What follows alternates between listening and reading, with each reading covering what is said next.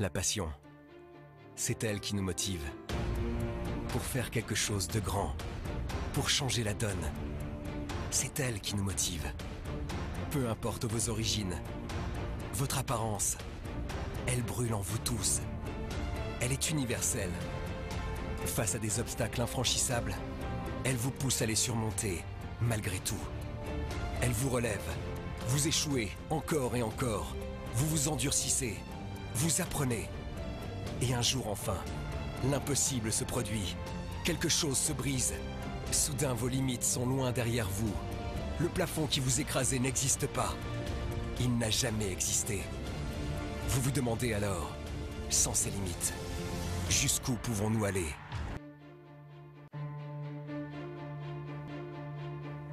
Mesdames et messieurs, bonsoir, bienvenue dans cette autre édition de Samedi Sport, en direct et en exclusivité sur les antennes de Canal 2. Ce soir, pour nous accompagner, et comme dorénavant, bien sûr, Audrey Njoya qui est parmi nous. Audrey, bonsoir. Audrey Njoya, oui, bonsoir Giscard, bonsoir à tous les téléspectateurs de Samedi Sport. C'est un plaisir d'être là. Très bien. Je n'étais pas avec vous il y a 2 semaines. C'est un plaisir d'être là ce soir. Très bien, on continue dans le cadre de cette édition avec le sommaire. Au sommaire de Samedi Sport, une attention sur la grande réforme des infrastructures sportives qui prennent forme pas à pas au Cameroun. Ligue 1 avec l'Union sportive de Douala et l'analyse de la courbe des performances du club. Nous irons pour ce soir à la découverte du milieu franco-camerounais du LOSC, Ibrahim Amadou.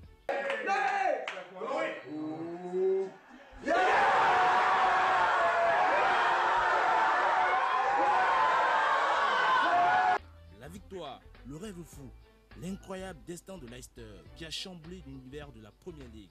Monsieur et dames, sur les antennes de Canal 2 International, voici pour vous Samedi Sport.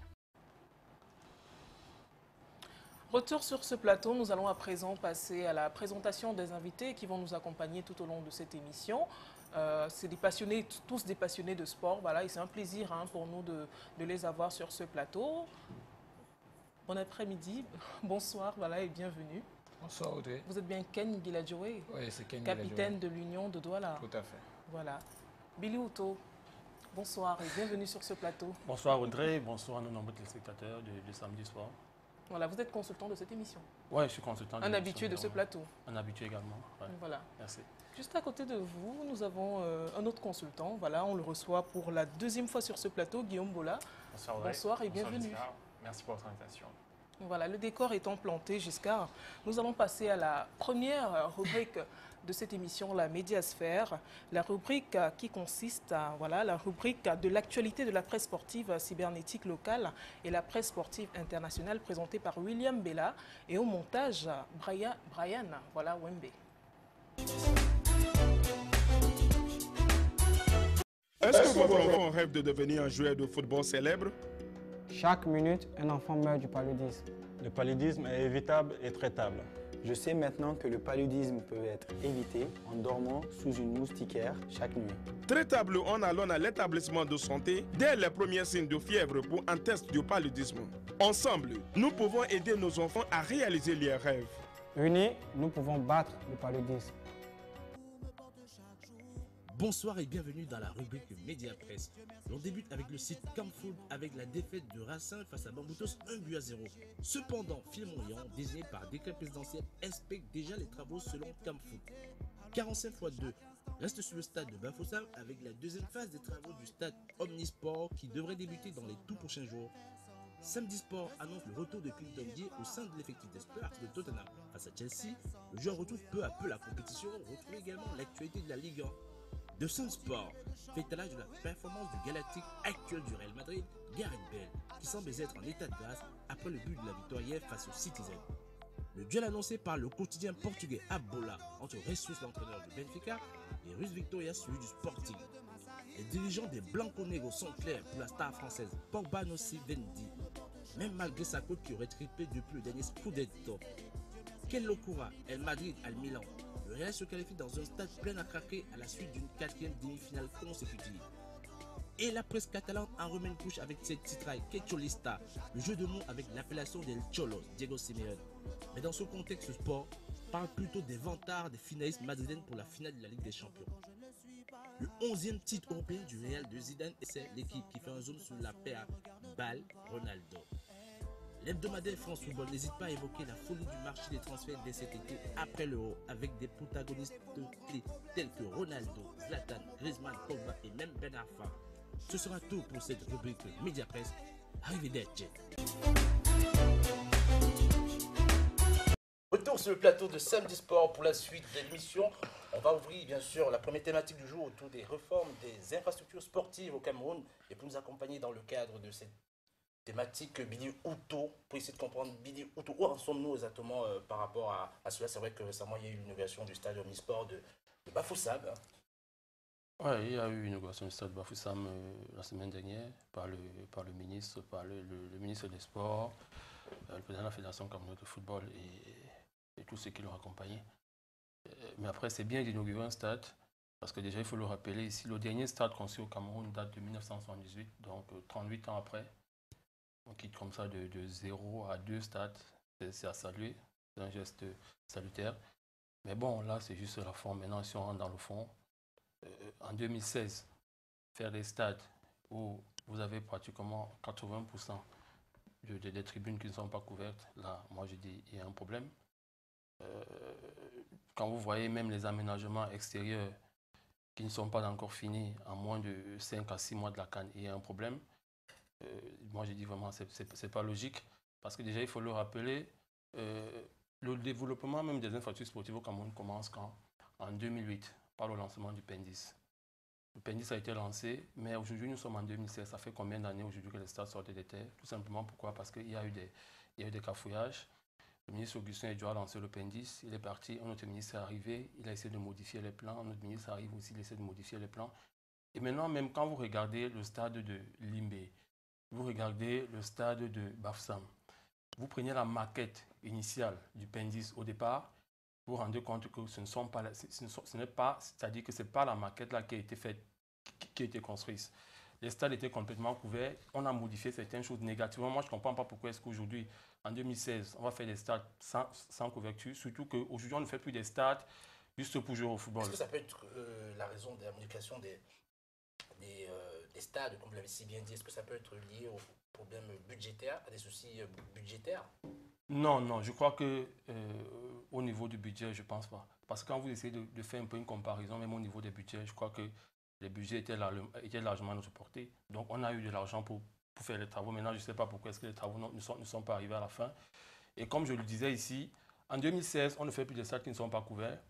Et en 2016, partout, vous verrez, des stades aujourd'hui ne sont plus que faits pour le football. Des stades aujourd'hui sont des enceintes qui peuvent abriter des spectacles. Mais on se rend compte que quand vous arrivez à Limbé, si on fait un spectacle là-bas, peut-être à 16h, à 18h, et qu'il pleut, qu'est-ce qui va se passer? Donc moi, je dis, je suis inquiet.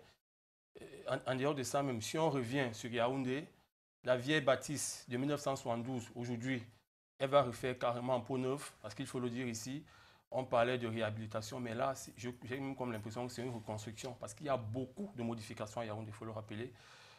Au niveau, comme ça, de l'entrée des vestiaires, tout a changé. Ce n'est plus l'entrée principale d'avant, il y a une nouvelle entrée des vestiaires.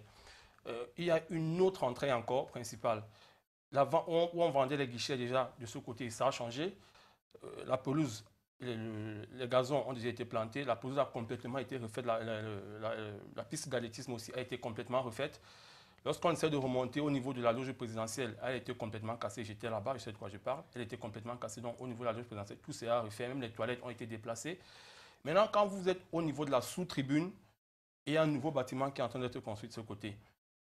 À l'extérieur, vous avez des boutiques qui seront faites, des buvettes. Et les travaux ont été divisés en lots. C'est-à-dire qu'il y a le lot 1, il y a le lot 2, il y a le lot 3, il y a le lot 4. Mais moi, je suis beaucoup plus inquiet au niveau du lot 4. Parce que le lot 4, c'est une affaire de... On parle d'aménagement externe et parking. Mais quand vous avez de ce côté, ça n'avance vraiment pas. Donc, j'ai comme l'impression que les infrastructures seront prêtes, mais elles seront prêtes à 85%. À 100%, je ne pense pas. En termes de chiffres, on va y arriver. Billy Outo, vous semblez dire qu'il y a lieu de s'inquiéter. C'est bien ça. Ouais. Alors, on sait que la CAN féminine a lieu en novembre. Ouais. Donc, c'est dans quelques mois. Ouais. Vous pensez que c'est possible au vu de l'avancée des travaux? Bon, moi, je dis ici, au niveau des stades, on ne sera pas prêt à 100%. Selon vous, on est d'accord? Non, selon moi. Parce que même au Brésil, aujourd'hui, qui accueille les Jeux Olympiques dans, disons, 90 jours, Le Brésil qui a un potentiel économique plus énorme que le nôtre, là-bas, ils ne seront pas prêts. Mais quand même, les Jeux Olympiques vont se dérouler. Donc, c'est pourquoi moi, je dis au Cameroun, au niveau des infrastructures sportives seulement, les infrastructures seront là parce qu'elles sont déjà sorties des terres. Le stade Omnisport Amadou Ahidjo, les constructions seront achevées à 80-85%, comme je dis ici. Mais maintenant, si on laisse les infrastructures sportives et qu'on va ailleurs, là, il y aura un couac. Vous savez qu'on a les... Alors, vous parlez de quoi exactement? C'est-à-dire que si on laisse les infrastructures sportives et on va ailleurs, vous parlez de quoi? Du volet, du volet sanitaire? Le volet sanitaire, je pense ici même au niveau des télécoms. Oui. Au niveau des télécoms, il y a les établissements hôteliers aussi? Les établissements hôteliers, parce que vous savez, lorsque vous recevez des délégations, il y a deux types de délégations. Oui. Il y a les délégations officielles, la CAF et tout ce qui concerne, et les délégations officieuses.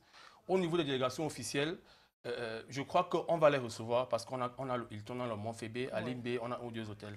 Mais maintenant, au niveau des délégations officieuses, est-ce qu'on a les infrastructures hôtelières, est-ce qu'on a les infrastructures routières capables d'accueillir tout ce monde-là? Parce que vous savez, aujourd'hui, les Lions sont vice-champions d'Afrique. Elles sont vice-champions à Windhoek en Namibie. Ça fera que 8e de finaliste de la CAN, de la Coupe du Monde, le temps pour moi. Donc les gens viendront au Cameroun pour essayer de regarder où est-ce qu'on sort avec toute cette magie-là. Les gens viendront essayer de voir. Mais je crois que quelque part, ils seront dessus. Parce qu'au niveau des infrastructures routières, ça n'avance vraiment pas. Et nous sommes à moins 6 mois.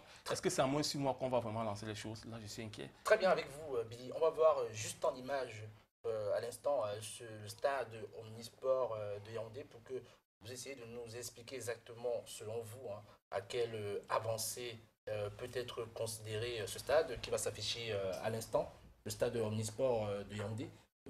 Billy, expliquez-nous exactement, aujourd'hui, le stade à Yaoundé, il peut être en termes de travaux, en termes de pourcentage, à quel pourcentage exactement que voilà en image? Oui, ça, il faut le rappeler, ça c'est la nouvelle entrée des vestiaires. Parce qu'il y a eu l'ancienne, ça c'est la nouvelle entrée des vestiaires. C'est de la tribune présidentielle, je crois bien. Oui, elle est maintenant en dessous de la tribune présidentielle ici. Donc, le directeur des travaux, il a fait une interview, je crois, mercredi, mardi, le Premier ministre était de ce côté. Et il disait que le taux d'avancement des travaux était évalué à 45%. Mais qu'est-ce qu'il faut donc pour qu'on soit à 46%? Là, je ne sais pas. Il faut travailler. Il faut travailler parce que quand vous regardez même l'état d'avancement des travaux, on a un problème au niveau des effectifs.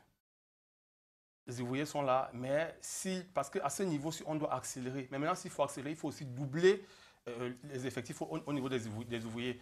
Et je ne vois pas assez d'ouvriers. C'est un peu compliqué. En dehors même du stade Omnisport, parce que quand vous organisez une Coupe d'Afrique, il y a les stades annexes. À Bafoussam, déjà, il n'y a pas de stade annexe. Les équipes vont s'entraîner où? Là, je ne sais pas.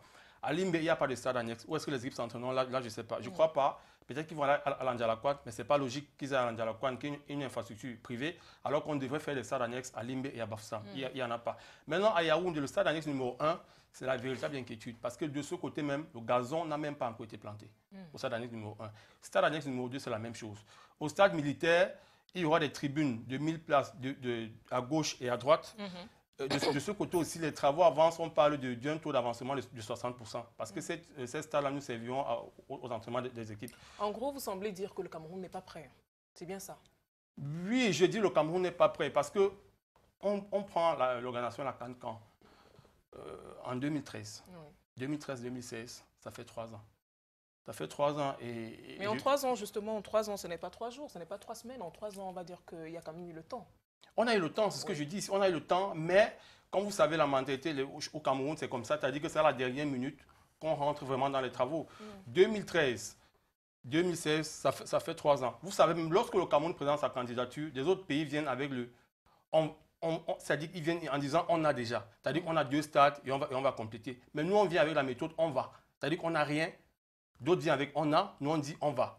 Mais comme vous savez, le président de la CAF, il est camerounais, ça fait pratiquement 30 ans qu'il est à ce niveau. Et pour lui, quitter la CAF, cette institution comme ça, sans organiser une Coupe d'Afrique des Nations au Cameroun, dont la dernière était en 1972, vraiment pour lui, ça ne devait pas être bien. Qu'est-ce qu'il a donc fait? Il a essayé de pousser les choses afin qu'on puisse organiser. Mais à ce niveau, je dis, je suis vraiment inquiet. On est d'accord que ça reste toujours, bien sûr, votre version, Billy, autour de la vision par rapport au président de la CAF.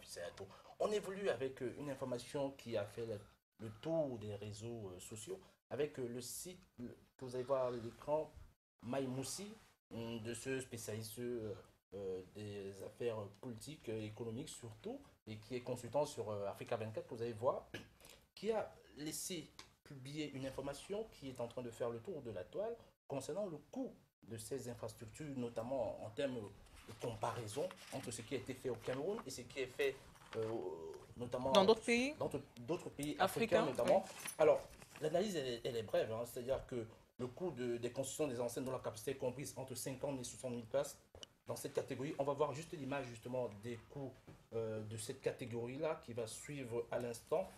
On a les coûts de construction varient de 18 milliards de francs CFA pour le stade malien du 26 mars de Bamako, 60 000 places, à 163 milliards pour le stade Omnisport, Paul Biya de Yaoundé, en cours de construction et de même capacité. Entre ces deux enceintes, on trouve le stade Ebibé d'Abidjan, en cours de construction, dont la capacité d'accueil est annoncée à 60 000 places également, construit par les Chinois à titre gracieux.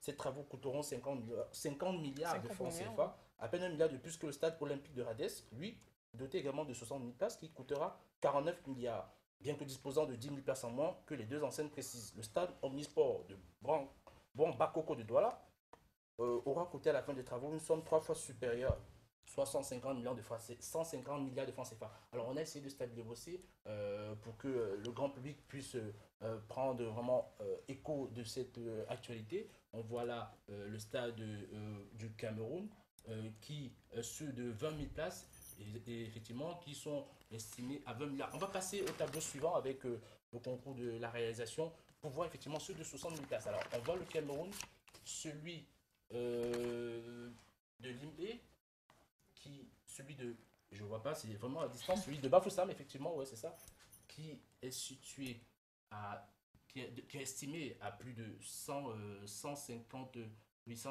milliards de francs CFA, tandis que les autres sont dans un coût beaucoup moindre. Alors comment expliquez-vous cela, Bidi Otto?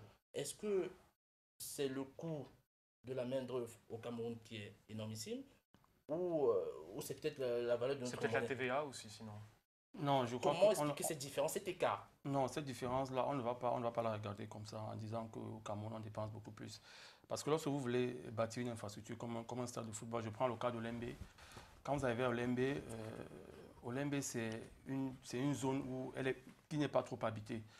Donc, de ce fait-là, il faut quelque part déjà dédommager les ressortissants de cette zone-là. Ça, c'est un coût. Et en dehors de ça, vous avez les données topographiques, il faut faire une analyse du sol, il y a beaucoup de travaux à faire. Donc, on ne sait pas exactement à combien est-ce que ces travaux du sol vont coûter. Parce que si on prend le cas d'Abidjan, c'est vrai que je ne connais pas où on construit le stade d'Abidjan, mais je ne sais pas, est-ce que le stade d'Abidjan, est-ce que le sol, il est bien, est-ce que le sol n'est pas mauvais? Donc, du coup, parler des coûts comme ça, je dis, c'est pas. Et il y a aussi un problème de douane. Je vous rappelle déjà même que le stade Amadou Ahidjo, le directeur des stades, le directeur des travaux parlait d'un problème de douane, c'est-à-dire qu'il disait que pour dédouaner les matériaux ne sont pas encore arrivés. Après, il y a des problèmes à la douane. Parce que lorsqu'on parle de coûts, on généralise tout. Lorsqu'on met tout ça dedans, je dis, il ne faut pas se jeter très rapidement comme ça en disant que non, au Cameroun... Il ne faut pas tirer des conclusions rapides. Non, il ne faut pas tirer des conclusions rapides. Les coûts, mais on les maîtrise pas vraiment. Là, on est au double, voire au triple. Vous ne pensez pas que c'est énorme quand même, hein? C'est énorme. C'est énorme. Même si on tient compte de tout ce que vous avez cité là, c'est quand même énorme. C'est énorme, c'est vrai, mais il y a lieu de se poser des questions, hein, Billy Otto? Non, vraiment, moi, je ne me pose pas de questions. Très bien, moi, je ne me pose pas de questions. Et je voudrais ajouter autre chose. Oui. Vous savez, actuellement, on a une épée de Damoclès sur la tête. Une épée de Damoclès sur la tête, pourquoi? Parce que si, pour organiser la CAN 2019, elle passe par la CAN 2016. Si vous n'organisez pas la CAN 2016, la probabilité de chance de ne pas pouvoir organiser la CAN 2019 est tend pratiquement vers 1, pour dire même qu'elle sera de 1. Donc j'ai dit le Cameroun, pour le moment, le Cameroun a une épée de Damoclès sur la tête, donc on devrait faire vite. Et je dis ici, pour sortir comme ça, c'est quoi? C'est que on va organiser parce qu'on a des infrastructures, mais les infrastructures ne seront pas terminées. Elles seront achevées à 85%. Parce que surtout au niveau de l'aménagement, des aménagements extérieurs des parkings. Et vous savez, sur le plan sécurité, ce n'est pas bien. Parce qu'il y a une sécurité à l'intérieur des stades, il y a une sécurité à l'extérieur des stades. Sur le plan sécuritaire et même pour l'image du Cameroun. Hein. Pour l'image du Cameroun. Je vais dire, oui. On a vu à Limbé, on a vu la rencontre Cameroun-Afrique du Sud. Pour sortir du stade et arriver au centre-ville, vous prenez pratiquement 2 heures de temps. Non, mais je dis, c'est pas logique. À Bafoussam, c'est la même chose. Donc, on va organiser, mais on ne sera pas prêt à 100%, on sera prêt à 85%. Très bien, on va sortir de suite de cette thématique pour évoluer avec la seconde rubrique de cette édition autour du Men of the Day. Le montage est signé Brian Wembe. All my bitches got real hair, chilling with the top down, screaming like, hey, The Man of the Day. Bonsoir et bienvenue dans The Man of the Day. Samuel Eto'o revient comme à chaque semaine pratiquement avec son 20e but de la saison inscrit.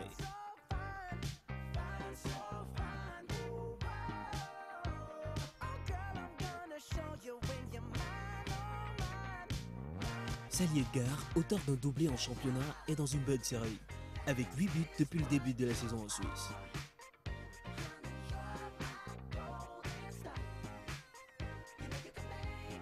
Malgré l'élimination des Clippers en NBA face à Portland, Bamoté, dans les 5 majeurs, a encore répondu présent. Et voici le classement des meilleurs buteurs camerounais de la diaspora.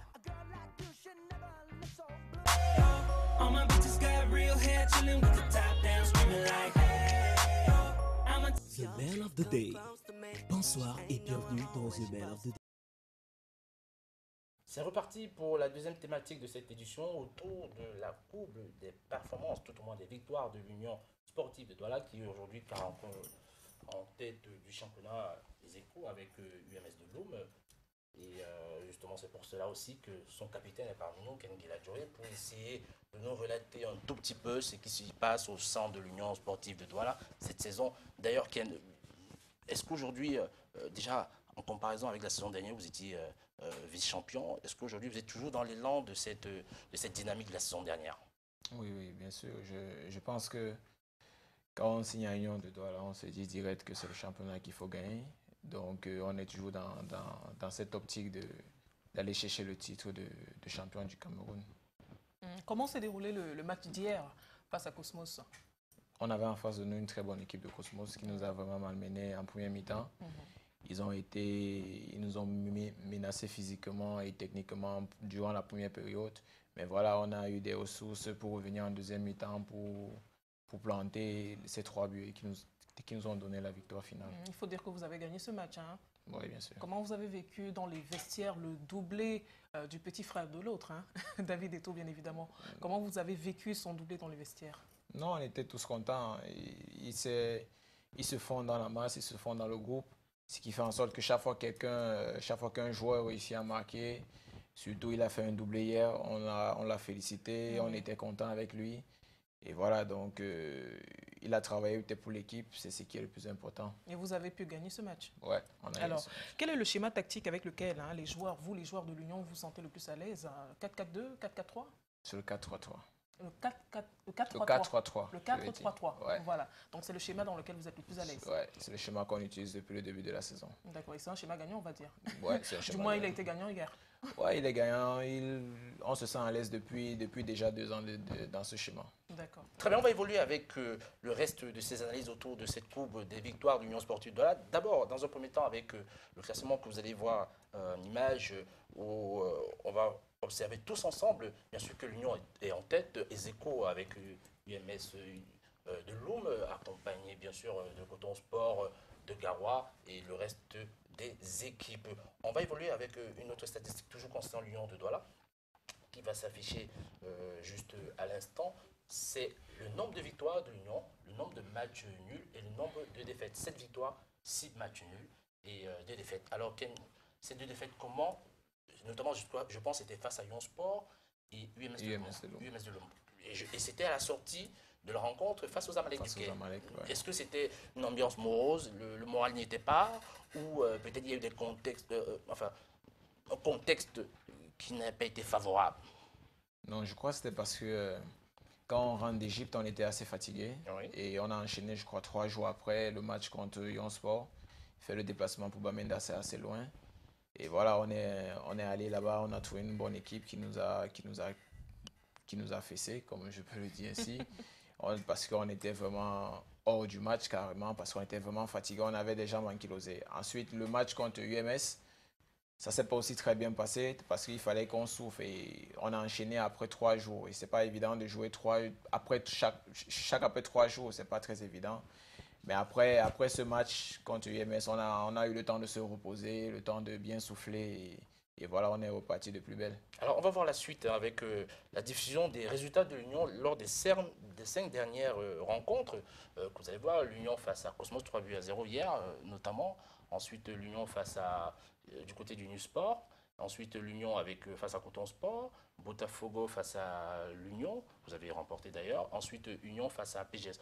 On voit que lors des 5 dernières rencontres, vous avez été présent, dont 3 victoires et 2 matchs nuls. Vous avez été présent. Qu'est-ce qui s'est passé? Est-ce que vous avez déjà su mieux gérer l'élimination face aux Amalek du Caire? Oui, on a bien géré l'élimination face aux Amalek. On s'est remobilisé, on a parlé entre nous, on a dit voilà, la Champions League s'est passée, il faut qu'on revienne au championnat, c'est ce qui fait du moins c'est ça qui nous permettra de revenir en Champions League l'année prochaine. Il faudrait qu'on se donne à fond durant ce championnat.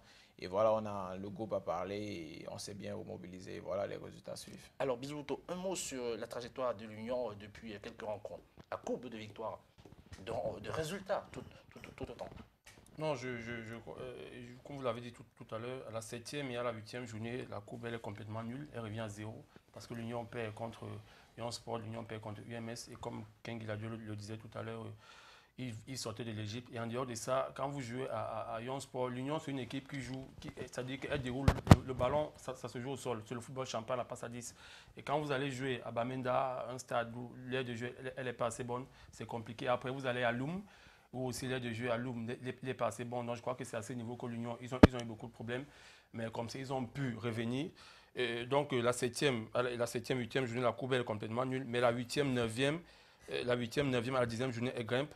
10e, 11e, 12e, la 10e, la 11e à la 12e journée, l'Union est sur une vague de 3 victoires. La courbe, elle grimpe complètement.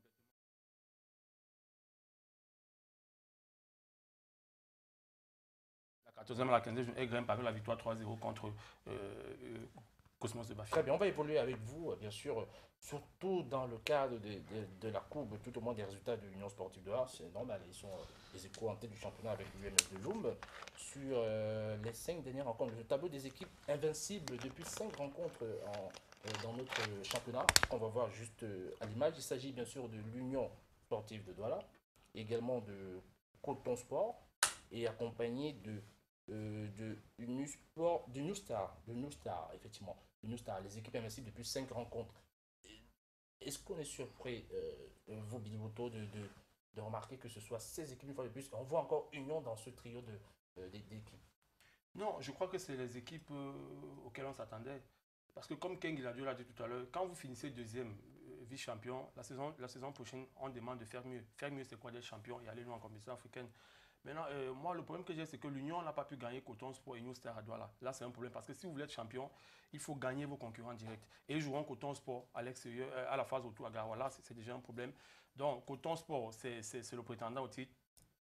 C'est le champion en titre déjà. New Star. Donc, lorsque vous faites les équipes invincibles depuis les 5 dernières rencontres, c'est exactement le classement de la saison dernière. Ça dit que Coton Sport était la première équipe, l'Union de Douala était la deuxième équipe, New Star était la troisième équipe. Et cette saison encore, c'est les équipes vraiment ambitieuses.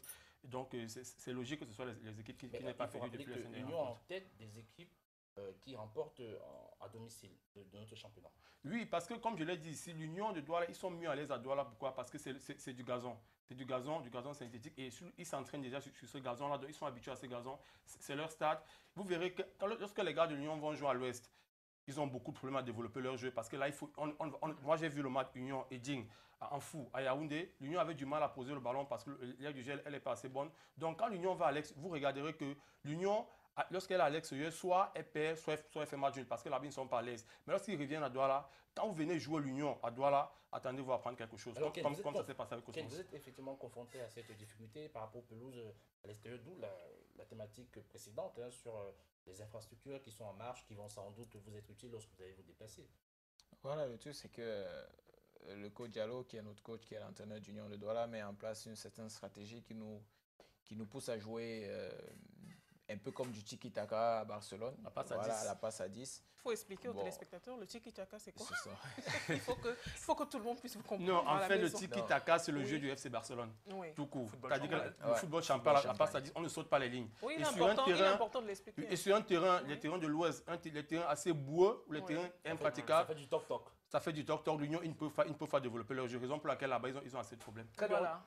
Très bien, on évolue tous ensemble, toujours dans le cadre de cela. Ken Guilladio avait la parole. Hein. Oui, bien sûr, avec le classement des équipes qui marquent le plus de bleus depuis le début de la saison.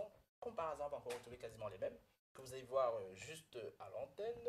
L'Union sportive de Douala, une fois de plus, avait 21 buts marqués contre 12 encaissés. New Star, celui qui décidément ne lâche l'Union dans aucun cas.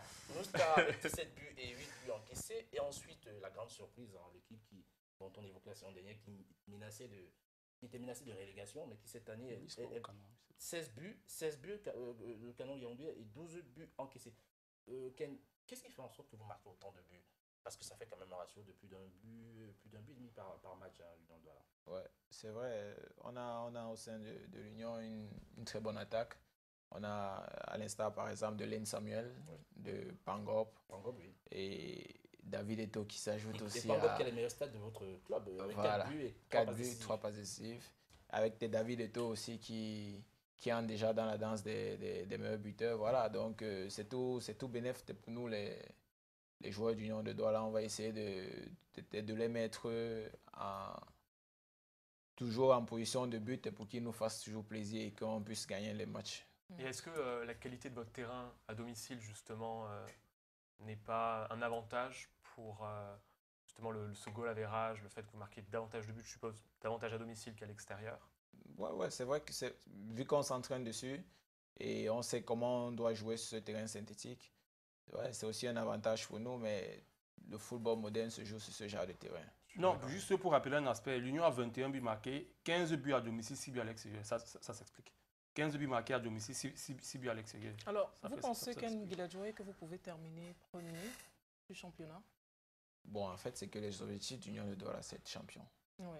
Oui, comme il disait tantôt, quand on sort deuxième de la dernière saison, de la saison précédente, il faut être champion. La saison qui suit, on vous demande d'être meilleur. Oui. Et à part même d'être deuxième de la saison précédente, à Union de Douala, quand on signe, c'est comme quand, je vais prendre un exemple, quand on signe au Real de Madrid, on demande d'être champion. Oui. Voilà, c'est pareil à Union de Douala, quand le président n'a pas besoin de nous dire quels sont les objectifs du club, on sait d'emblée que... C'est de terminer premier, dans tous les cas.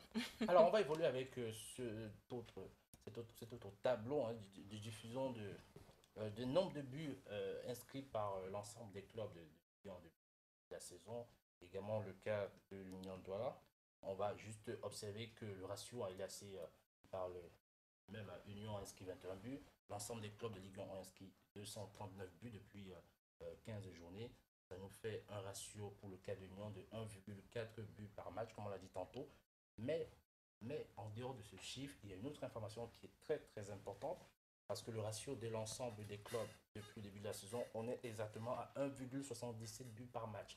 Ce qui peut sembler bilouto, peut-être pas conséquent, mais quand on se met dans le contexte pour dire qu'on n'est pas dans un championnat, entre guillemets, où les joueurs sont très bien formés, où il n'y a pas de moyens, où il n'y a pas d'infrastructure, la différence notamment avec vous, Guillaume Bola, avec la France, le même ratio, la France est à 2,37 en termes de nombre de buts en championnat, l'Angleterre à 2,59, l'Espagne à 2,61, nous à 1,77, Ken Guiladjoé. Il y a peut-être pas de quoi se réjouir, mais on comprend que si on était dans les meilleures conditions, il y aurait beaucoup plus de spectacles.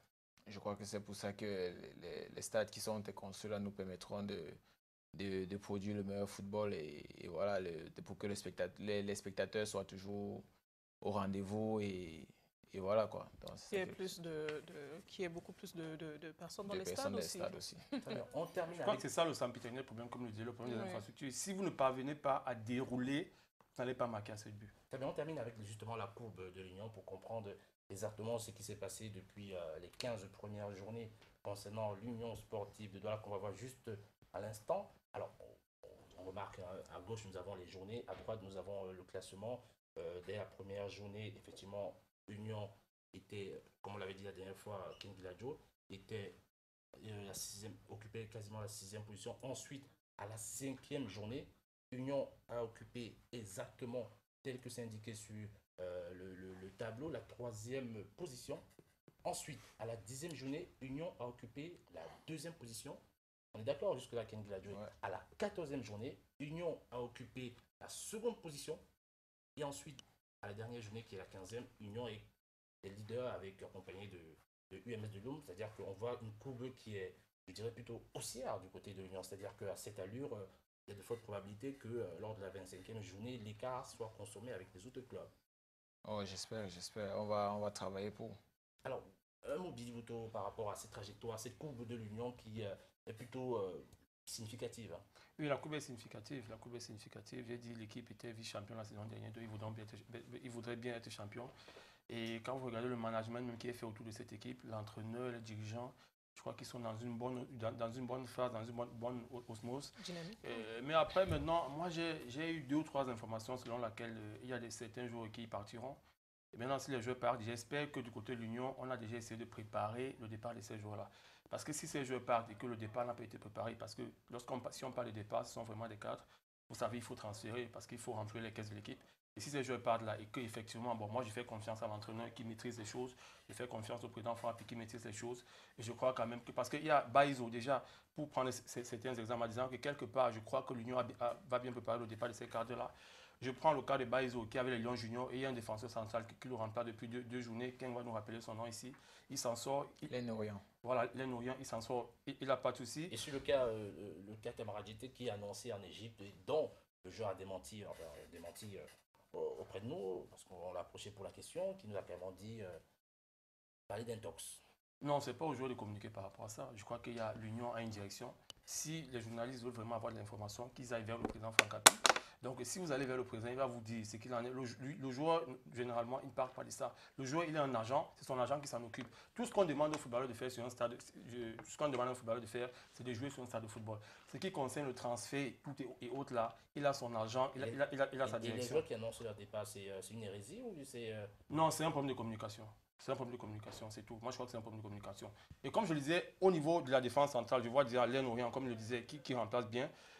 À la ligne d'attaque, Len Samuel a fait 2 ou 3 matchs, il était blessé.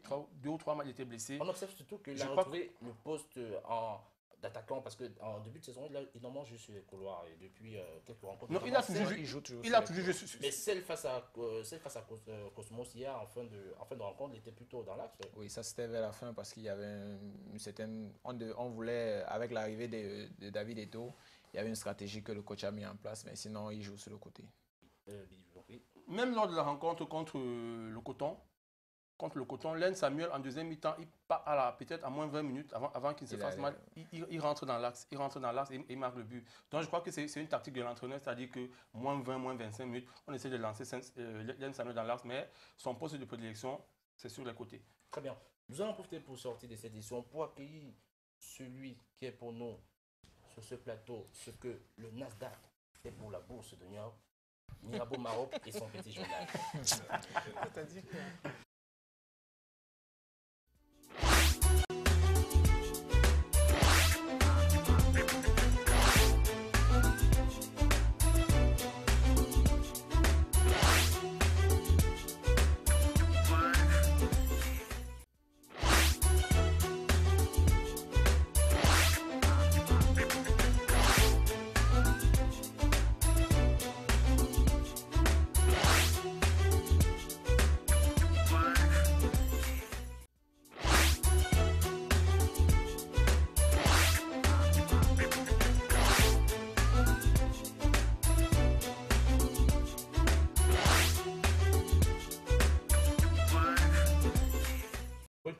De Samedi Sport avec l'arrivée de Mirabeau Maroc qui est toujours avec son sourire.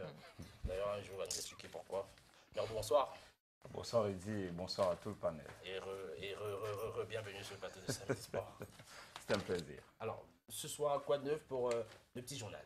D'abord, l'actualité et les rendez-vous sportifs à suivre ce week-end. Quelques rendez-vous, parce qu'on peut redonner tous les rendez-vous sportifs, quelques rendez-vous du sport à noter dans vos capins. Évidemment, la Ligue 1 et la 16e journée à suivre ce dimanche de par le pays. La fin, ça sera lundi avec l'ultime match du côté. Mais la 16e journée, c'est quelques rencontres à suivre ce week-end, notamment le top match du côté de Tchang entre Aigle de la Ménoire et l'Union de Douala de Nkendenguila. Joey, au classement de la Ligue 1, on le sait, c'est le duo UMS de Loum, Union qui domine les débats avec 2 points de plus que le champion en titre, Coton Sport de Garoua. Bambou Tossen 9e, le Racing Football Club de Bafoussam est 10e à ce classement de Ligue 1. Autre rendez-vous à suivre ce week-end de basketball et le championnat d'élite masculin qui joue les 13e, 14e journées ce week-end, principal enjeu, voir si le leader Zumento va poursuivre avec sa série d'invincibilité.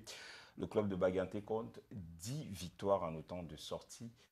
On espère que Bambutos, l'équipe de Zumento, va tenir le bon bout. On joue les 13e et 14e journées du championnat d'élite de basketball masculin ce week-end. Tennis, le tournoi de l'unité 4e édition qui s'ouvre à Douala ce samedi. Compétition réservée aux U16 garçons et filles. Sont attendus entre autres les jumelles Eloudou, Anna Lori Le Mongo, les frères Ndoy, Valérie et Sommet, Guy Takam. Le tournoi de l'unité s'achève le 15 mai prochain, toujours à Douala au Tennis Club. Et on termine par le handball et le 32e championnat d'Afrique des clubs vainqueurs de coupe qui a démarré aujourd'hui du côté de l'Ayoun au Maroc. 4 clubs camerounais sur la ligne des départs. FAP et Tonnerre Calra Club en dames. FAP et Éclair des Écarts chez les messieurs. Bon, c'était un peu l'essentiel de l'actualité. Et ce soir, on vous replonge dans la fièvre des Jeux universitaires. Les Fans Club, un monde de créativité et surtout de talent, plein d'images. Un document exceptionnel ce soir avec des images à couper le souffle. Enjoy it.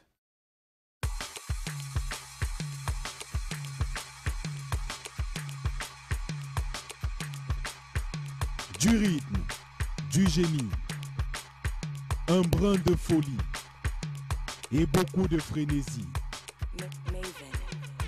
Tout ceci pour un spectacle universitaire.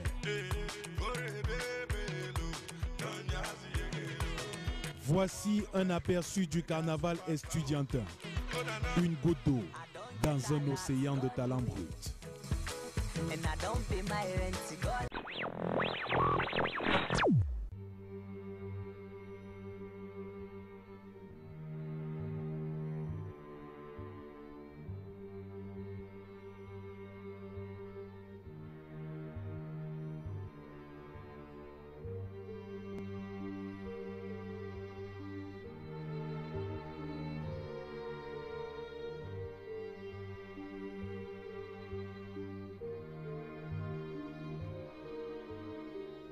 Imaginez un monde où le génie n'a de limite. Pendant une semaine, le temple du savoir se transforme en vaste carnaval. Tout un symbole dans l'optique de raviver la flamme de la culture camerounaise. Un monde où l'on peut faire un feu à ciel ouvert, dépecer des volailles sans vergogne, préparer du poulet sans protocole,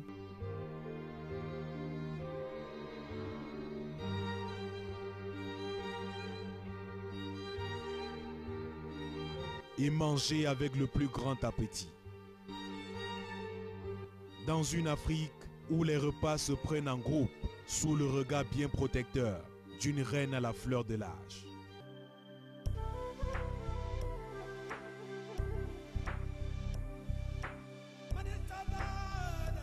Imaginez un monde où la culture est reine et le rythme un roi bien gardé.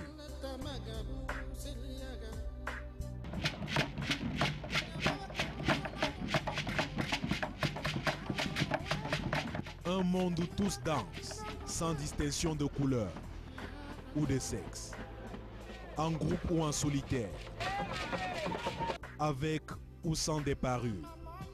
Ici, ce trémoussé semble contagieux et les pas de danse sont pour le moins diversifiés.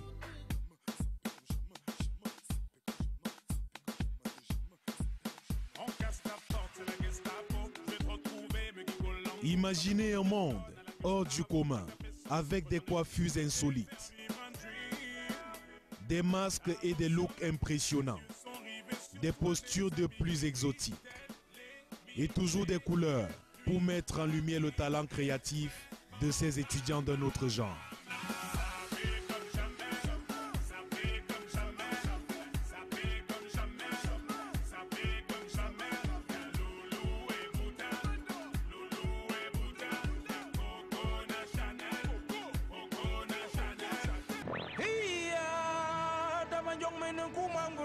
Enfin, imaginez un monde où les cochons côtoient les hommes, où les chèvres s'abreuvent de vin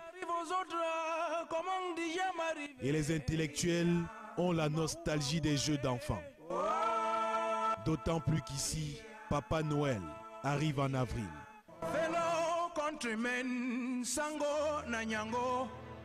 Les Jeux universitaires dévoilent notre attrait culturel, notre diversité ethnique et religieuse, notre génie créatif, un campus où nul n'est esclave de la technologie, où chacun se sent roi du digital. Manger, danser et pleurer de plaisir.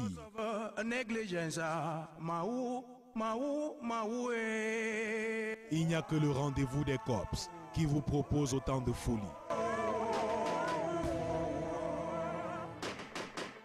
À quoi ressembleraient les jeux sans ces purs talents, ces virtuoses débordant de créativité, des figures historiques aux légendes religieuses? Rien n'est laissé au hasard, toutes les frénésies sont permises.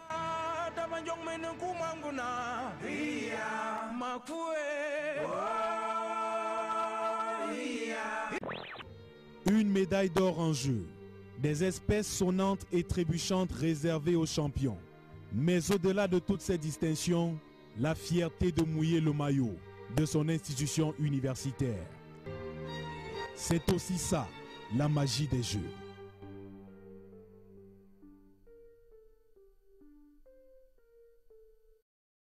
Mirabeau Marop et son petit journal. Alors Mirabeau, racontez-nous un tout petit peu cette aventure avec du côté des Jeux, avec ces personnes que vous avez rencontrées qui sans aucun doute ont dû faire parler. Bon, c'est juste universitaire. La créativité, juste pour une médaille d'or, toutes les universités débordent d'énergie et surtout de talent. C'est une semaine qu'on aura passé à soi, à voir des tableaux hors du commun, des cercueils, des Jésus, entre guillemets, plein d'images. Ce qu'on retient surtout, c'est tout le courage qu'ils prennent. Très tôt le matin, ils sont réveillés, ces fans club dès 5h30 et se couchent très tard le soir. Ils refont ça pendant toute une semaine de compétition.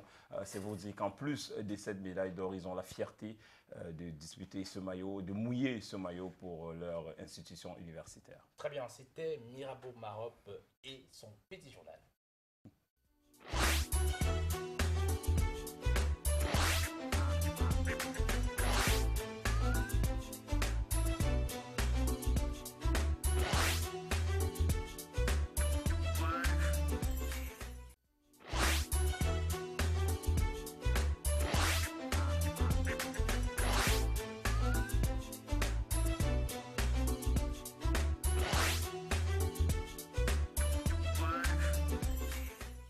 Suite de notre émission Samedi Sport avec le cas du jeune Ibrahim Amadou, jeune franco-camerounais qui évolue du côté du LOSC avec nos intervenants, nos consultants. On va essayer de faire une analyse de son début de saison, de sa trajectoire bien sûr et de ses performances. Avec nous bien sûr Guillaume Bola pour nous en parler du jeune Ibrahim Amadou qui évolue du côté du LOSC, qui est aussi passé par Nancy, oui, tout à fait. Et la saison dernière, et aujourd'hui, qui est arrivé grâce à Hervé Renard.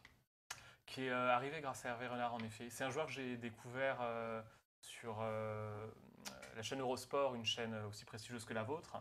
Lorsqu'il joue justement, comme vous le disiez, à Nancy en Ligue 2, j'avais été tout de suite surpris par à la fois sa forte capacité athlétique, ce qui est assez fréquent pour un joueur milieu défensif.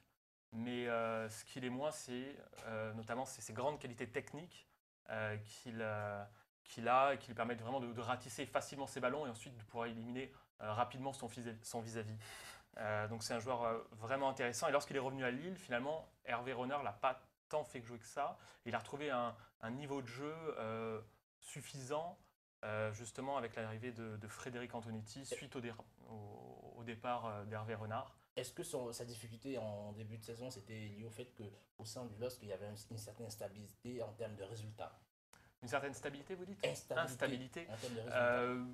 Certainement un peu. Après, je pense que c'est un jeune joueur aussi, mais qui a été bien entouré avec des joueurs comme Franck Beria, avec Mavouba, avec derrière lui Sivelli.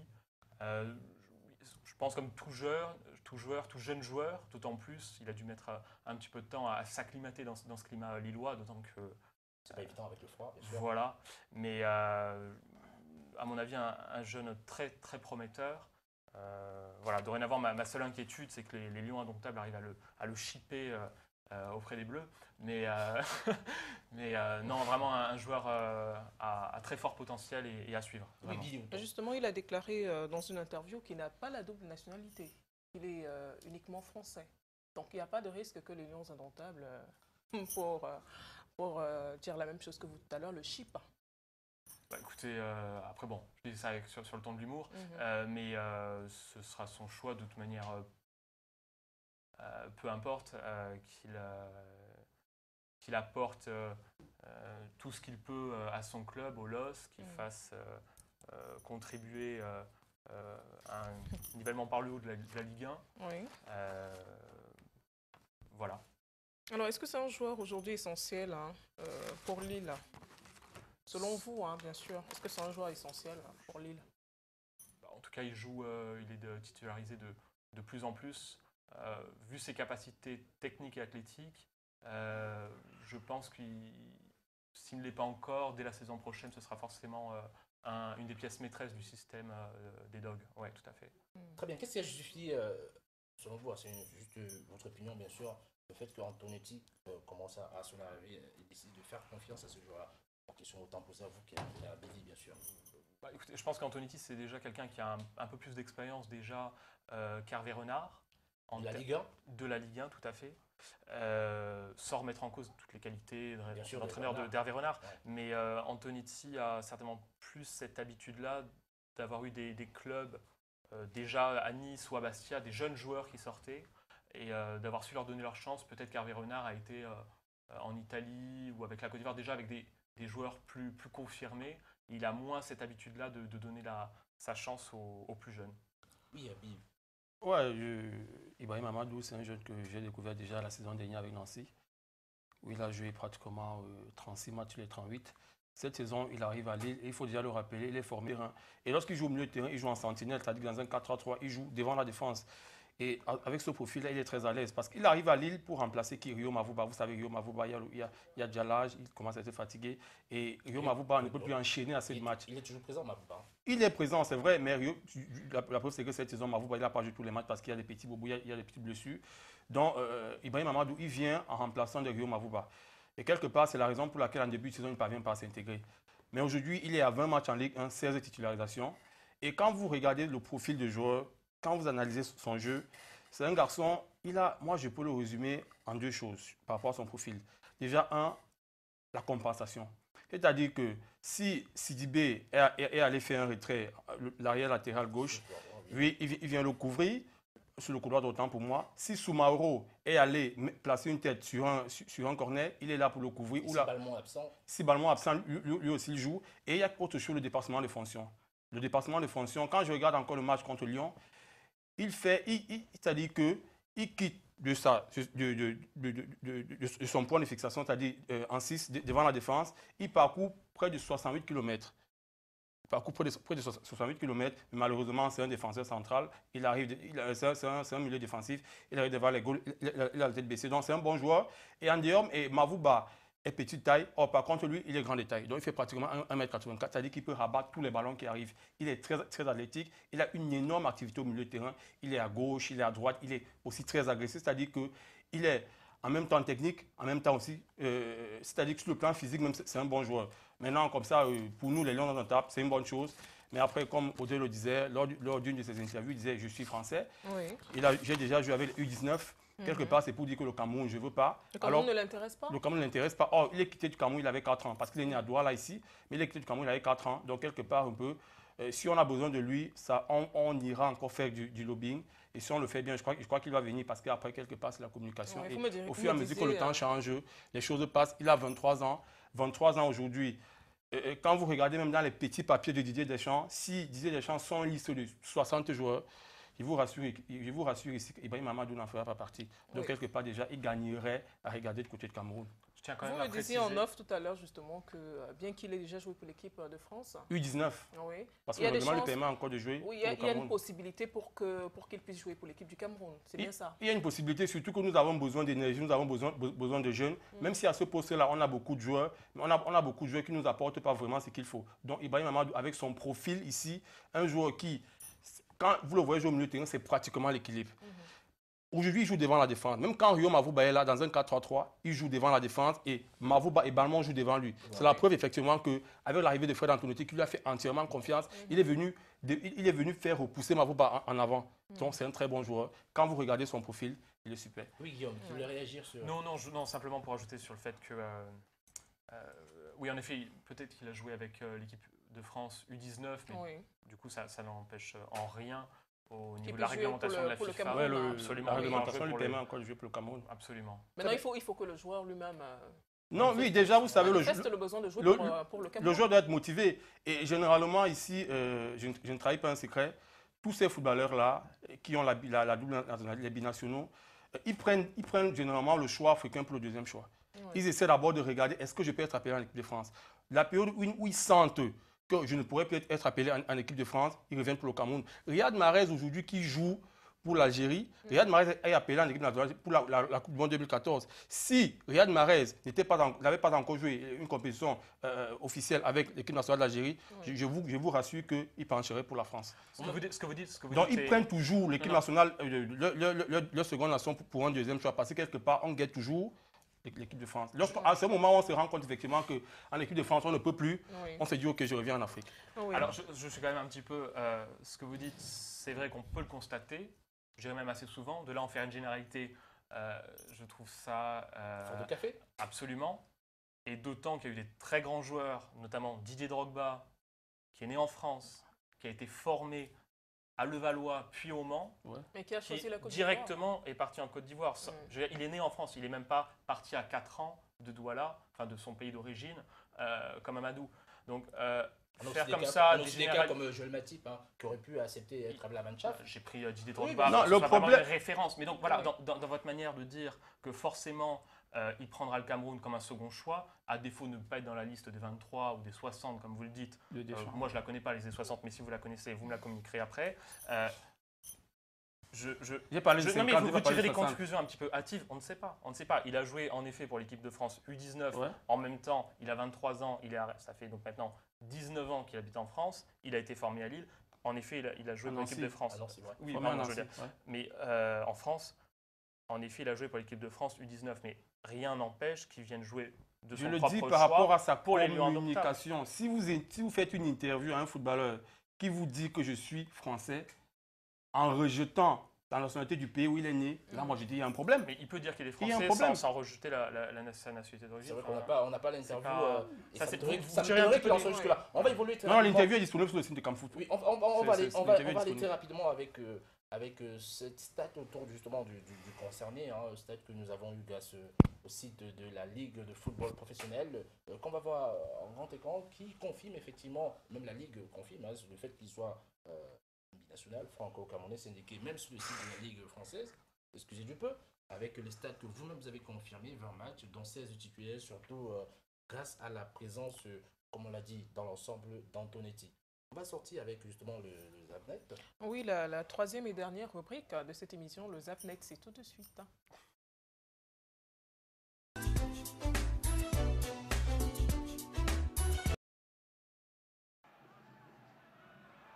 Vitesse sterker in de tweede helft. Van der Werf met de voorzet. En de bal binnengewerkt door Solanke. En Drommel die aan de scheidsrechter vraagt van ja, word ik hier niet in de weg gelopen? Maar Solanke mag daar natuurlijk gewoon staan. Didi, vieni che guarda come ammazzo il mister. Ah! Non è buono? Però... Va là, via. Dai, lascia qui, dopo gioco. Fermo. Mamma mia, Black Mamba Day, Black Mamba Day. 1-1. Didi. Dai. Ma com'è il gioco? Arriva a 15 canestri. 3-1. No, non c'è bisogno di nessuno, dai. 4-1. Ah! Oh, No, arriva a 15. I got ice in my blood. I got ice in my blood.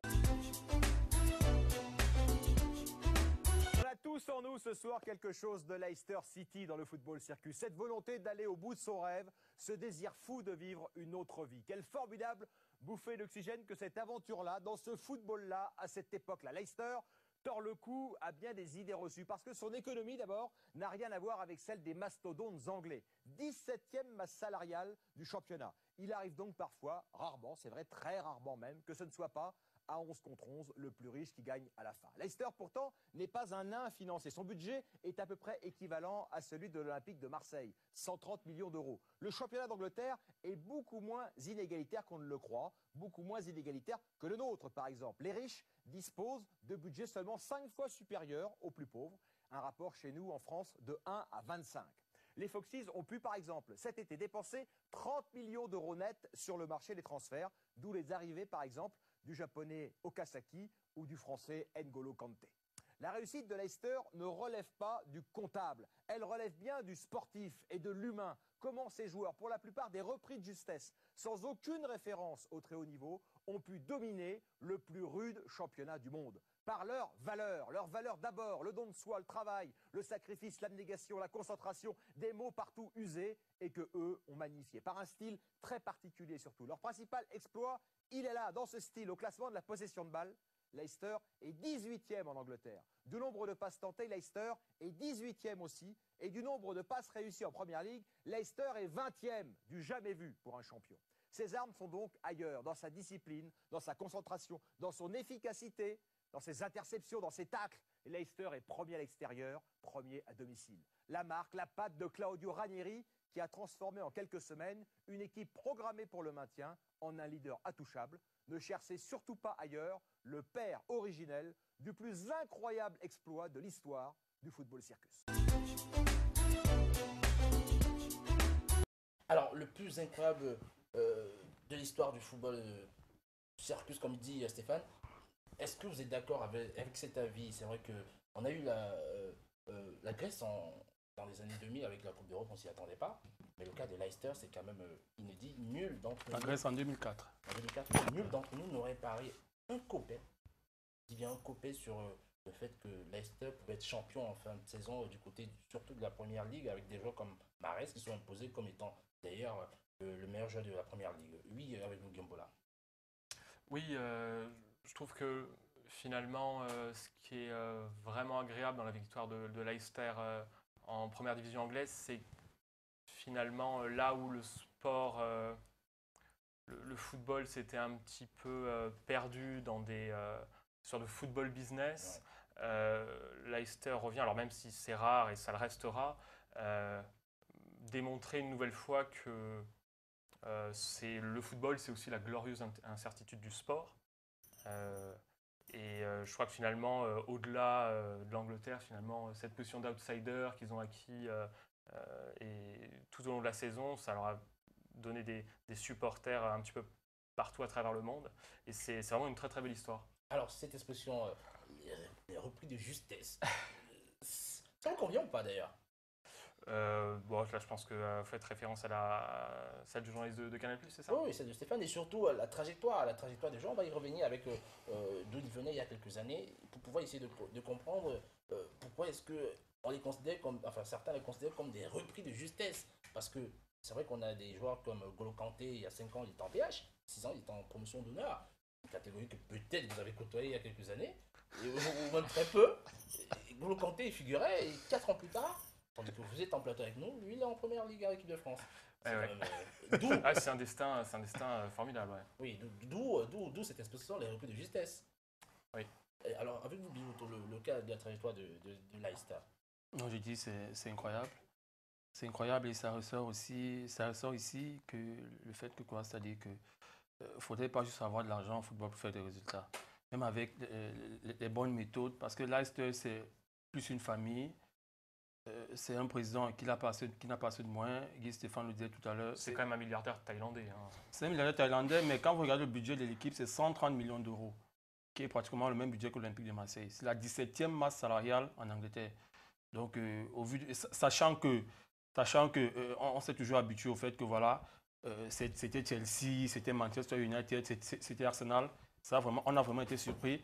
Et c'est une équipe qui, à un moment, je ne croyais pas en elle en début de championnat, mais je commençais à croire en Leicester après le Boxing Day. Parce qu'en début d'année, ils ont joué 5 matchs, et sur ces 5 matchs-là, ils n'ont pas enchaîné des victoires. J'ai commencé à avoir peur. Mais le mois de février, mars, avril, lorsqu'ils ont pu gérer ça, je me suis dit ça va passer parce que c'est la période la plus difficile. Et généralement, c'est la période à laquelle beaucoup de clubs perdent le championnat. Je prends le cas d'Arsenal ici, qui a régulièrement perdu le championnat en mars et en avril. Donc, c'est une équipe exceptionnelle avec des joueurs dont on sait où ils jouaient. Riyad Mahrez qui venait du Havre en Ligue 2, N'Golo Kanté, Jamie Vardy, Albrighton. C'est incroyable. Maintenant, le plus dur pour cette équipe sera quoi? Sera de maintenir cet effectif-là. Le plus dur, parce qu'ils vont jouer la Ligue des Champions. C'est vrai, j'ai lu l'interview du président ce matin qui disait aucun joueur ne va partir. Mais après, si vous avez un Manchester United qui vient, parce que n'oublions pas sur le foot business, qui vient vous dire Jamie Vardy ou Riyad Mahrez, on claque 60 millions d'euros cash, vous n'allez pas bouger. Parce que même Cristiano Ronaldo, on disait qu'il devait être intransférable. Mais lorsque le Real Madrid est venu avec 94 millions d'euros, l'ancien manager écossais avait dit cette somme-là, on ne la refuse pas. Mais après, quelque part comme ça, Leicester, ils ont aussi cette possibilité de pouvoir garder des joueurs. Pourquoi? Parce que dans leur canot cette saison, ils auront 215 millions d'euros de revenus.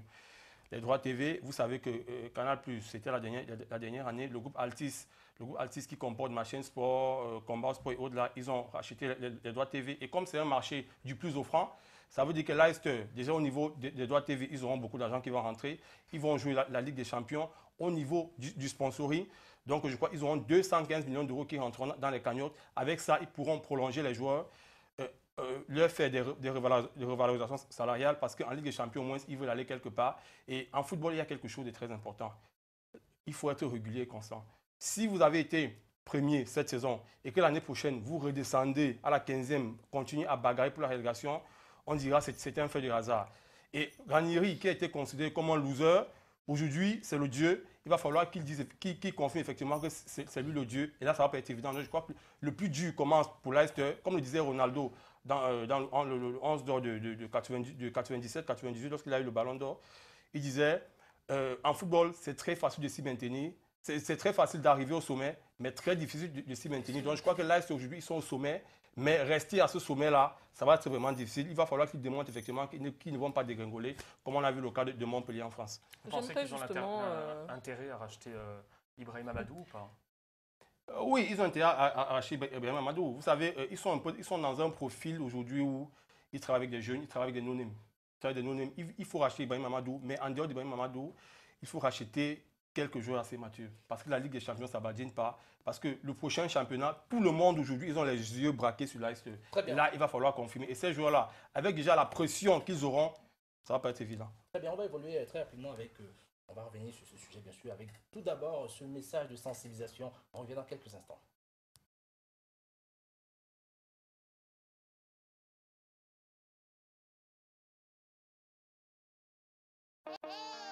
Mon premier ballon, c'est ma mère qui me l'a offert. Il me servait à tout, même à me défendre contre les moustiques. Au fait, je m'appelle Didier, et eux, ce sont mes copains. Pas eux. Eux, ce sont nos ennemis. Les moustiques porteurs du paludisme. Le but, c'est de ne pas se faire piquer et d'en tuer un maximum. Comme ça. À ce jeu-là, on était les meilleurs, mes copains et moi. Mais c'était un sport dangereux. Les moustiques revenaient toujours plus nombreux. Alors que nous, devenir footballeur m'a permis de beaucoup voyager. Et même si je suis toujours resté le petit Didier pour certains, je suis aussi devenu Drogba pour beaucoup d'autres. Moi aussi, je l'ai eu le paludisme. Et oui, je vous l'ai dit, il suffit d'une seule piqûre. Pourtant, si on multipliait les moustiquaires, on pourrait gagner contre le paludisme. Et croyez-moi, c'est encore plus efficace qu'un ballon. Oui, on peut gagner contre le paludisme. Retour sur le plateau Samedi Sport pour évoluer avec toujours le cas de Leicester. On va prendre très rapidement les échos de la presse sportive internationale au lendemain de la victoire de Leicester. On va débuter rapidement avec le quotidien l'équipe, le quotidien français l'équipe. Vous allez voir juste à l'image qui parlait de so good, en qualifiant bien sûr la victoire, surtout la trajectoire exceptionnelle de ces joueurs de Leicester qui ont été phénoménaux du côté de Mirosport, de Incredible, les joueurs qui ont été incroyables, la trajectoire est même incroyable. Et avec le Mundo Deportivo, El Milagro Leicester, le Milagro de Leicester, du côté de la Gazzetta dello Sport et King Claudio. On va rester avec le King Claudio, avec vous, Billy Uto. Et bien évidemment, je suppose aussi que vous, Ken, vous avez eu écho de cette trajectoire, tout au moins de cette performance. D'ailleurs, que pensez-vous d'une trajectoire d'un coup d'éclat comme celui de Leicester, Ken? Non, c'est une très belle trajectoire. C'est des trajectoires qu'on a envie de tous vivre en tant que footballeur. Et voilà, donc j'espère que, comme le journaliste de Canal plus l'a dit, Stéphane Guy, j'espère que ce don de soi et cette volonté, nous les joueurs d'Union de Douala, on l'aura. C'est peut-être ce qu'on retrouve de temps en temps chez vous. Ouais. Très bien, on évolue toujours. On parlait tout à l'heure de la trajectoire de ces joueurs. On va voir avec le site Samedi Sport qui justement a publié concernant la trajectoire de ces joueurs. Une trajectoire assez particulière. On va voir justement l'image qui suivra concernant le 11 entrant de ces joueurs-là. Alors vous allez remarquer des choses assez incroyables avec le fils de Schmeichel qui à 5 ans évolue en D2 anglaise. À la droite, le latéral droit qui évolue en D1 anglaise il y a 5 ans. En plus à l'axe en D2 anglaise. Ensuite Hull qui évolue en D1 anglaise, notamment du côté de Chelsea. Ensuite à gauche qui évolue en D1 allemande. Polo qui évolue en D5. En D5 française, on parlait de l'équivalent de la PH. La promotion d'honneur. Promotion d'honneur, effectivement, en région parisienne, naturelle. Et ensuite, on a à côté de lui en D2 anglaise, on a Ryan Mahrez qui évolue au Havre du côté de en Ligue 2 française. On a un autre qui évolue également en D1 anglaise. On a Jimmy Vardy et Albrighton qui évolue en D1 allemande. Et Jimmy Vardy qui a eu une trajectoire de quasiment un magasinier. Et puis, du jour au lendemain, se retrouve là. Décidément, c'est plus qu'un concours de circonstances, ce genre de cas. Surtout le scénario du premier, le gardien, qui lui a un scénario incroyable. Il y a quelques années avec son PH Michael, lorsqu'il célébrait le titre avec United, il avait à côté de lui son fils qui est aujourd'hui gardien et qui, quelques années plus tard, est devenu également champion avec Leicester. Moi, ça m'évoque une première chose finalement, c'est que alors, hormis, sans reprendre l'exemple du fils de Peter Schmeichel, parce que a priori c'est plutôt quelqu'un de privilégié, c'est que quand on regarde tous ces joueurs, pour beaucoup qui ont évolué en 3e, 4e, 5e division, ça nous amène peut-être à une conclusion, c'est que le niveau, le talent finalement d'un joueur, entre la première division, 3e, 4e, 5e, il n'y a pas une si grande différence que ça. Je le crois profondément. Si on se réfère par exemple à la nationale ou la CFA2, donc la 3e et 4e division en France, et la Ligue 1, au niveau du talent, je ne crois pas qu'il y ait une différence si énorme que ça. Il y a une part de chance qui est indéniable finalement entre des joueurs qui vont être en 4e division et qui vont pouvoir être repérés pour jouer les premiers rôles en première division. Voilà, je crois qu'il y a beaucoup une forte part de réussite. Et en effet, pourquoi est-ce que tous ces joueurs-là qui ont évolué à des échelons inférieurs se retrouvent à Leicester? C'est certainement pour, comme le disait mon collègue tout à l'heure, des raisons financières, un des plus faibles budgets. Et donc on va chercher tous ces joueurs-là. Il y a eu quand même une alchimie qui s'est faite tout au long de la saison et qui les a amenés au titre. Quel vous partagez son avis assez rapidement sur ce point? Oui, bien sûr. Donc je crois qu'avec les infrastructures, vu qu'il y a une différence d'infrastructure entre la première et les divisions inférieures, avec ces infrastructures, le talent, il va s'exploser tout seul et voilà, on aura plein de cas de Leicester partout dans le monde. Ribéry lui-même d'ailleurs, avant d'être révélé à Metz, était en 4e puis 3e division avant d'être... Valbuena pareil. Je crois que ces joueurs, ils ont eu un problème, c'est un problème de confiance. Et généralement, tous les footballeurs ont ce problème. C'est-à-dire que le problème de confiance, on vous voit jouer, prends le cas de Riyad Mahrez, on disait à Marseille qu'il était frêle, il n'avait pas le profil. Mais aujourd'hui, il est venu en Angleterre, un championnat plus physique. Et avec son style de jeu, vous en sortez en Angleterre, je dis c'est super. Donc, ils ont eu ce problème de confiance-là, de quelqu'un qui pouvait aller les chercher dans leur trou et les ramener à la lumière. Donc, c'était ça le plus dur. Et Claudio Ranieri, c'était ça son plus gros pari, c'est-à-dire aller chercher ces garçons de nulle part et les ramener à la lumière. Mais comme je le disais, j'insiste toujours, il va falloir confirmer qu'effectivement, ce sont des bons joueurs, que ce n'était pas un coup de hasard. Parce qu'il y a en Angleterre, aujourd'hui, on dit aussi que c'est le fait que voilà, Chelsea n'était pas très à l'aise cette saison, qu'ils ont pu être à cette position. Manchester United est depuis le départ du manager écossais, ils sont en considérable reconstruction. Arsène Wenger, on demande même son départ. Donc les gens disent aujourd'hui qu'ils ont juste profité du fait que les grands n'étaient pas vraiment très à l'aise. Riyad Mahrez, qui est le titre de meilleur joueur du championnat anglais, qui remplace le Belge Eden Hazard. On a aussi dit que c'est parce que Hazard n'a pas fait une bonne saison. Donc les grands n'étaient pas très bons cette saison et les petits en ont profité. Là maintenant, il va falloir confirmer qu'effectivement, la confiance qu'on a placée en vous, il va falloir récidiver. Et là, c'est le plus dur. Très bien, on vous remercie tous d'avoir été présents dans le cadre de cette émission. Audrey, merci à vous d'avoir été présent, bien sûr. Oui, merci Giscard. On vous retrouve bien sûr dans les prochaines émissions. Oui, peut-être. On avance avec Ken Guiladjo. Ken, merci d'avoir été présent. Guillaume Boula et merci à vous. Et effectivement, Biouto. Ouais, nous serons toujours là, nous apporterons toujours ce que nous pourrons aux nombreux téléspectateurs de Samedi Sport. Très bien, messieurs, dames, merci à vous de nous avoir suivis. On vous retrouve dans les prochaines éditions. Sachez que nous, sur ce plateau, ça nous a dit sport. Et si vous, ça vous a dit sport, alors retrouvez-nous pour les prochaines aventures de Samedi Sport.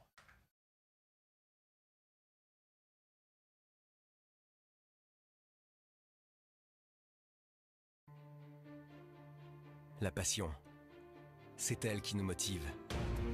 Pour faire quelque chose de grand, pour changer la donne, c'est elle qui nous motive.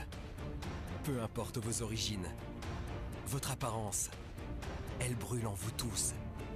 Elle est universelle. Face à des obstacles infranchissables, elle vous pousse à les surmonter, malgré tout. Elle vous relève, vous échouez encore et encore, vous vous endurcissez, vous apprenez. Et un jour enfin, l'impossible se produit. Quelque chose se brise. Soudain, vos limites sont loin derrière vous. Le plafond qui vous écrasait n'existe pas. Il n'a jamais existé. Vous vous demandez alors, sans ces limites, jusqu'où pouvons-nous aller ?